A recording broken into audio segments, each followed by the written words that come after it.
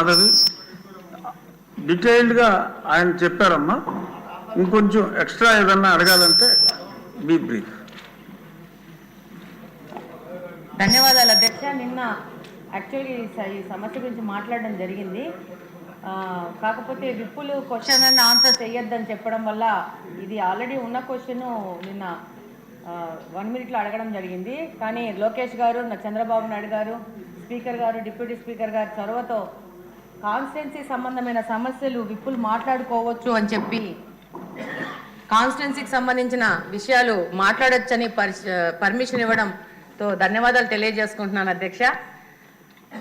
ఇది 2018లో నారా చంద్రబాబు నాయుడు గారు ఎస్సీలకి స్వయం ఉపాధి కింద స్వచ్ఛంద మిషన్ తో ఎస్సీ కార్పొరేషన్కు కేంద్ర సామాజిక న్యాయం మరియు సాధికారక మంత్రిత్వ శాఖ కింద national Safai Karmachari finance and development corporation కింద సబ్సిడీతో 25 కోట్ల రూపాయల విలువైన ఎక్విప్మెంట్ మరి రాష్ట్రమంతా ఇచ్చారో, మా కడపకైతే 25 కోట్ల రూపాయల ఎక్విప్మెంట్ రావడం జరిగింది.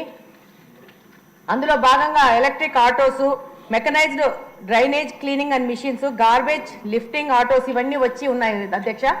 కానీ 2019 జనవరి ఫిబ్రవరిలో ఈ ఎక్విప్మెంట్ రావడము, అంతలోనే ఫిబ్రవరిలో ఎలక్షన్ కోడ్ రావడంతో ఈ ఎక్విప్మెంట్ని లబ్ధిదారులకు పంచలేకపోవడం జరిగింది. ఆ తర్వాత 2019లో వైసీపీ గవర్నమెంట్ అధికారంలోకి వచ్చాక కంప్లీట్గా ఎస్సీల కోసం కేటాయించి వాళ్ళ స్వయం ఉపాధి కోసము ఇచ్చిన ఈ ఎక్విప్మెంట్ని నిర్లక్ష్యం చేసి నా ఎస్సీలు నా ఎస్టీలు అనుకునే ప్రతిపక్ష పార్టీ వాళ్ళు ఎస్సీలను పూర్తిగా నిర్లక్ష్యం చేసి ఈ యొక్క ఎక్విప్మెంట్ పంచకపోవడం వల్ల 5 సంవత్సరాల నుంచి ఈ ఎక్విప్మెంట్ అలాగనే 2 సంవత్సరాలు కలెక్టర్ ఆఫీస్లోను మళ్ళీ ఇప్పుడు మహిళా ప్రాంగణంలో ఇలా మొత్తం వాటిని చేర్చి దాదాపు 5 సంవత్సరాల నుంచి దొంగల మయం చేసి అందులోని ఇంజిన్లు కానీ ఎవరికి నచ్చిన సామాను వాళ్ళు దొంగలు ఎత్తుకుపోవడము, దొంగతనం జరగడం జరిగింది. ఈ విధంగా 25 కోట్ల విలువైన సామాన్ని ప్రజాధనాన్ని వృధా చేయడం జరిగింది.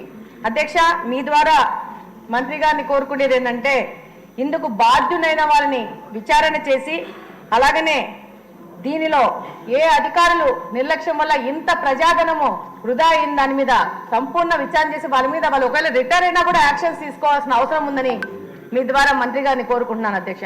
ధన్యవాదాలు. క్వశ్చన్ నెంబర్ 221 గిరిజన సంక్షేమ శాఖ మంత్రి.